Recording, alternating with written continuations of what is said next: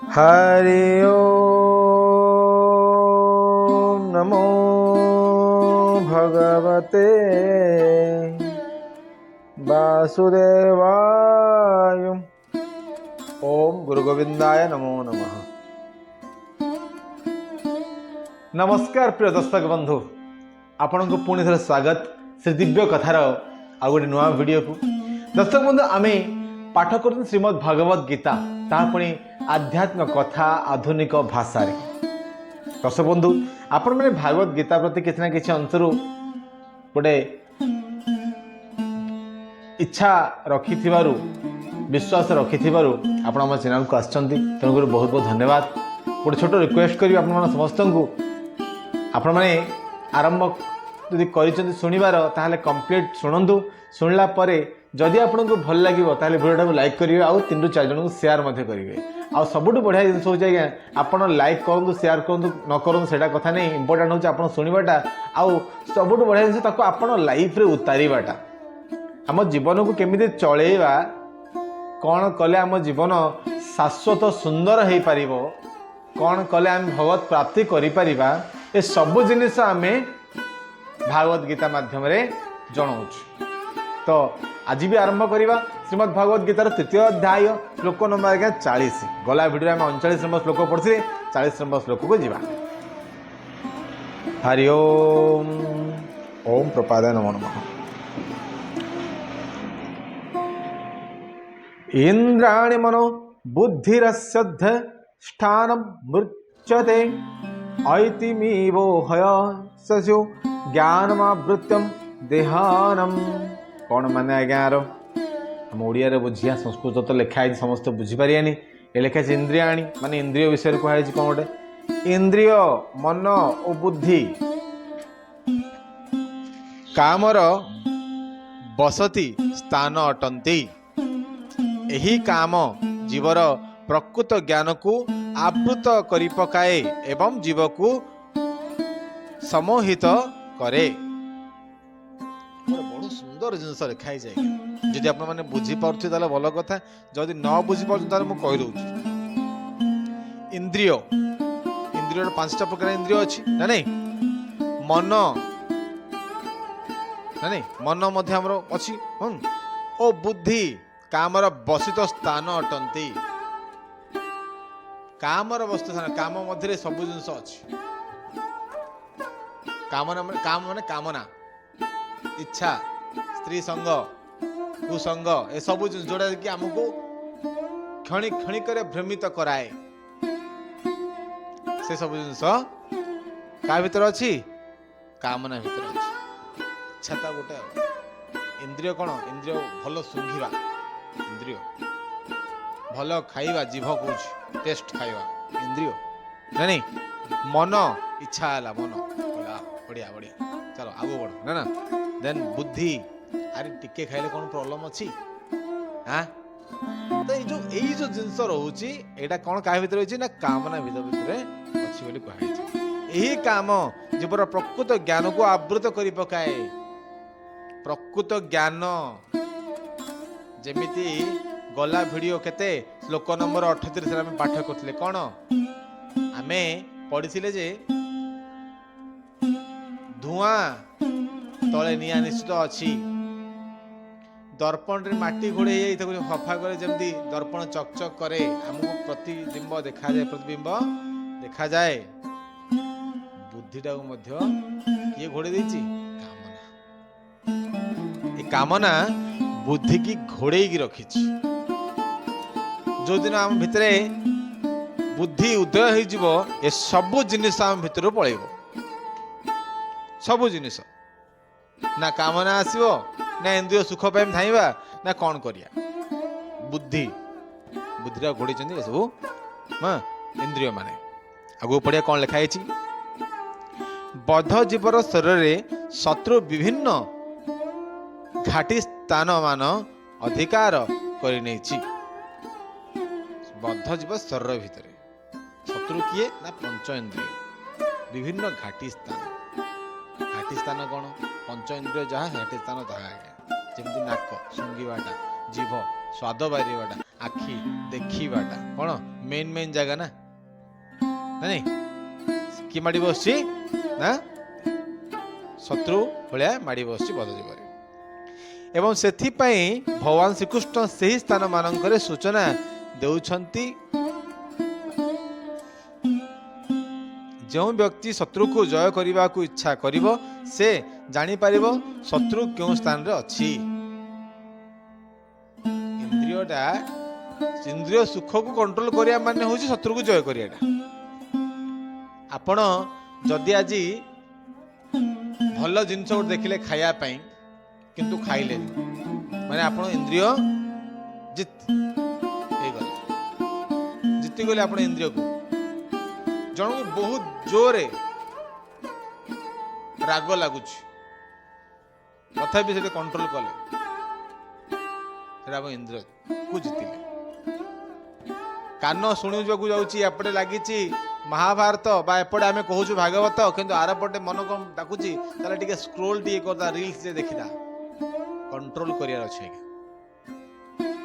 भागवत सुनले आत्मा मन दीर्जा पवित्र हम रील्स देखले कौन हम किसी हेनी खत्म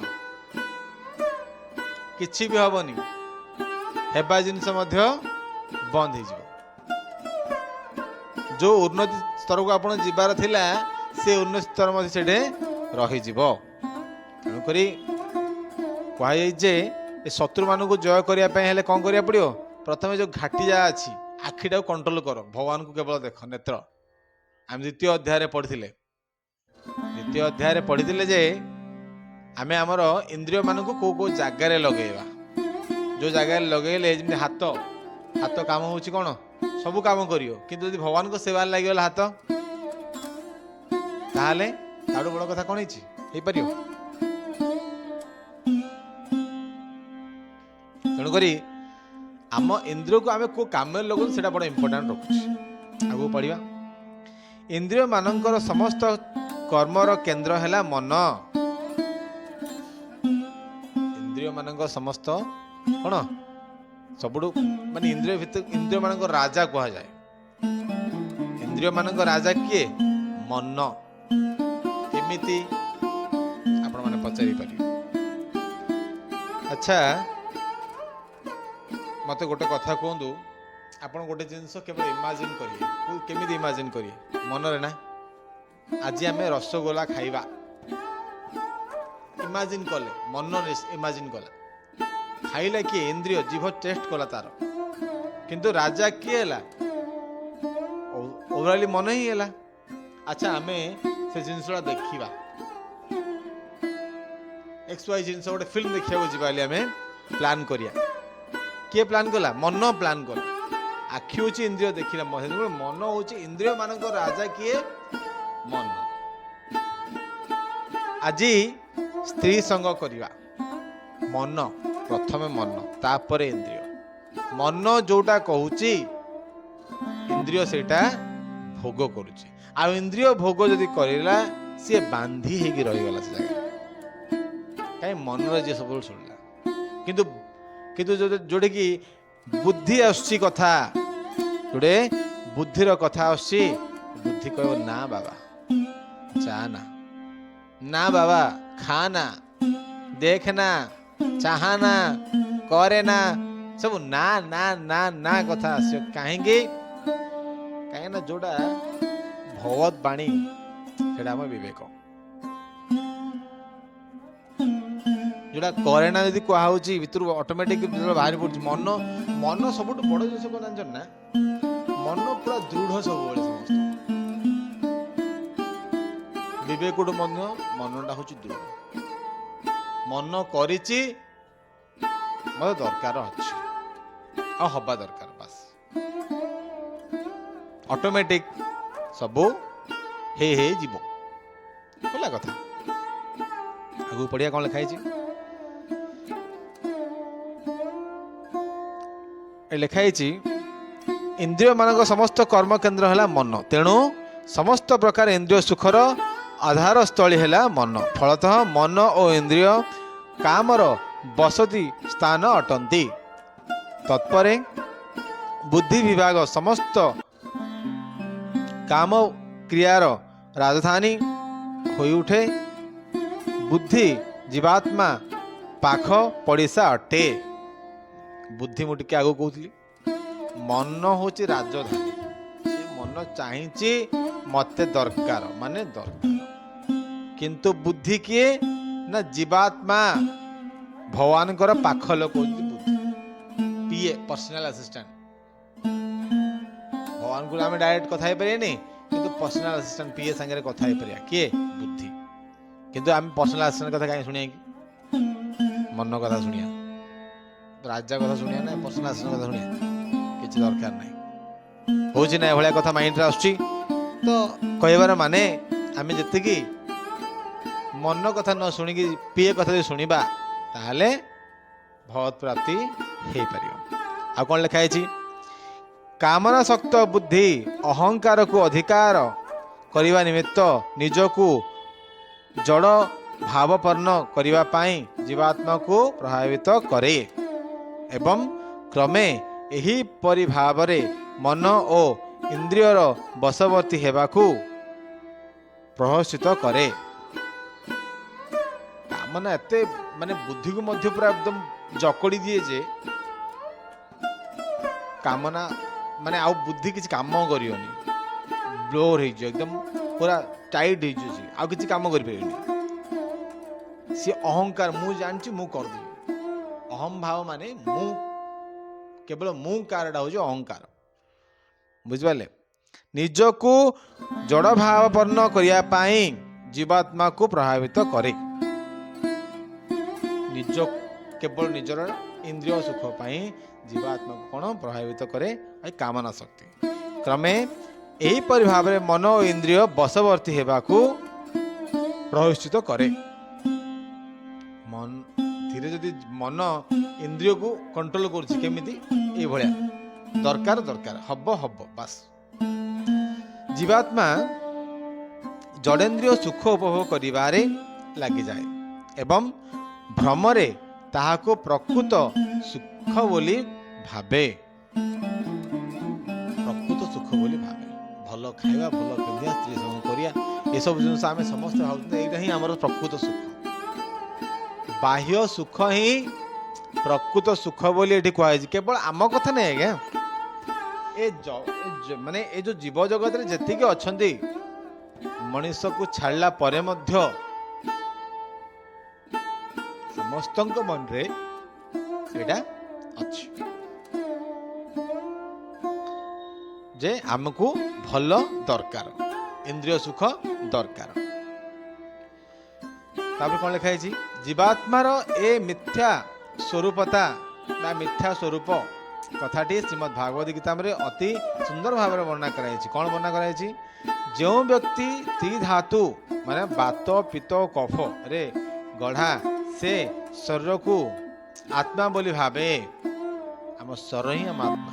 ସମସ୍ତେ ଭାବନ୍ତି ଆମେ ଆତ୍ମସନ୍ତୁଷ୍ଟି ମିଳିଲା ଖାଇଲା ପରେ, ଓଫ୍ ଶାନ୍ତି ମିଳିଲା, ପାଣି ଟିକେ ପିଇଲା ପରେ ଓଫ୍ କେଡ଼େ ଶାନ୍ତି ମିଳିଲା। କାହିଁକି? ଆତ୍ମାକୁ ଶାନ୍ତି ମିଳିଲା। ଜଡ଼ ଶରୀରକୁ ସମସ୍ତେ କଣ ଶାନ୍ତି ମିଳିଲା,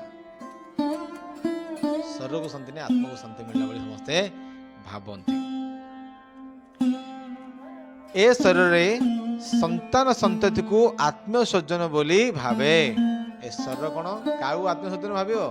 ଟିକେ ଆଜ୍ଞା ବଢିଆ ଜିନିଷ ଲେଖା ହେଇଛି।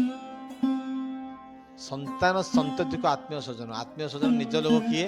ନିଜର ପୁଅ ଝିଅ, ବାପା ମା, ଭାଇ ଭଉଣୀ, ଏମାନେ ହିଁ ଆମ ନିଜ ଲୋକ। ବାକି ସବୁ ପର ବୋଲି ଏ ଜଡ଼ ଶରୀର ଭାବେ। ଆପଣ ଏ କଥାକୁ ନିଶ୍ଚିତ ଭାବେ ଏଗ୍ରି କରିବେ ମୋ ସହିତ। ଆପଣ ଗୋଟେ କଥା କୁହନ୍ତୁ, ଆପଣଙ୍କ ନିଜର କିଏ?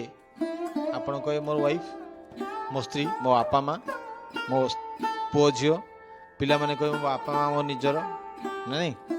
କିନ୍ତୁ ଗୋଟେ କଥା କୁହନ୍ତୁ, ଏ ଜଡ଼ ଶରୀର ଯେତେବେଳେ ସରିଯିବ, ଆପଣ କାହା ସାଙ୍ଗେ କଥା ହେବେ? ଆପଣଙ୍କର ଜଣେ ବାପା ଆଜି ଅଛନ୍ତି, ବାପାଙ୍କ ଦେହାନ୍ତ ହେଇଗଲା, ଆପଣ ବାପା ବୋଲି ସିନା କାହାକୁ ଡାକି ପାରିବେନି। ଆପଣ ଡାକି ପାରିବେ କାହାକୁ? ଗଲେ କାହାକୁ ଡାକି ପାରିବେନି। କ'ଣ ପାଇଁ ଡାକି ପାରିବେ? ନା ନାହାନ୍ତି, ସେ ଶରୀର ନଷ୍ଟ ହେଇଯାଇଛି ଅଲରେଡି। ଜୀବାତ୍ମା ଆଜ୍ଞା ସେଇଟା जीवात्मा को कहीं गोटे कौन रिलेटिव बोली भावती निज लोक भावती ना कौन भावती शरीर को निज लोक भावती स्वभाव कथा आज्ञा आपण मैंने पचारि पारे एटा ठीक ना भूल आज्ञा देखु यार आंसर देवी जदि मु कहबी बापा माँ भाई भौणी बंधु बांधव कुटुंब आम समस्ते अर्जिचंदी किंतु एतिकी मन रखी था ये सब ठीक भगवान जाको जो संगे कनेक्ट कर किसी ना किसी गोटे कारण अच्छी बोली ठीक किंतु ए शरीर नष्ट होला पर किए कार नुह आगु पढ़िबा जन्मभूमि को पूज्य बोली भावे आत्मीय स्वजन बोली भावे जन्मभूमि को पूज्य बोली भावे से केवल स्नान करने निमित्त तीर्थ स्थान को यात्रा करे किंतु सेठारे थिबा साधु को दर्शन कले करे नाही किंबा तांको ठारू दिव्य ज्ञान ग्रहण करे नाही से ए गधर्व किंबा गाभी गो किंबा खर सदृश अटे मनीष ये बड़ सुंदर जिनस लिखाई बहुत सुंदर जिनस लिखाई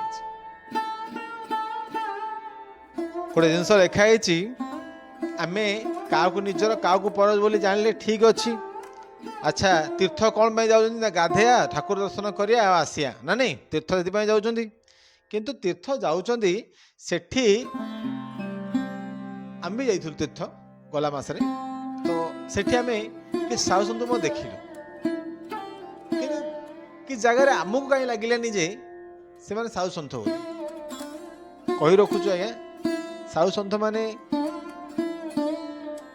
फॉर माय थॉट मो थॉट हिसाब से मुझे कहबी साधु सन्त मैंने जो था से हूँ निष्काम बट आम जो मिसिलु से भितर कामना शक्ति बहुत भरपूर हो प्रथम कथा द्वितीय कथा से सब मागिबा आरंभ कले दियो मत 100 दियो 500 दियो 1000 दियो तो जापार मैंने साधु सन्त नुहति आम जी भाविलु किंतु रियलिटी हूँ आम स्नान करने सहित साधु सन्त बाणी शुणा कथा हेबा ना नहीं आशीर्वाद नेबा भगवान को मध्य आम नमन करवा ए सब जिन हूँ गोटे तीर्थ करिवार लक्षण तीर्थ यदि करवा सब जिन करवा दरकार बोली कह तो प्रिय दर्शक बंधु आपण मैंने कौन बुझिले इंद्रिय तृप्ति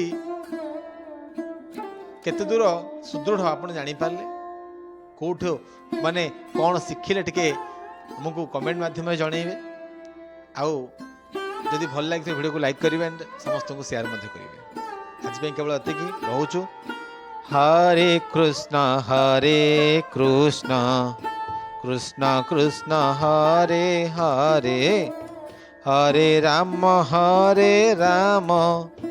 राम राम हरे हरे राधे कृष्ण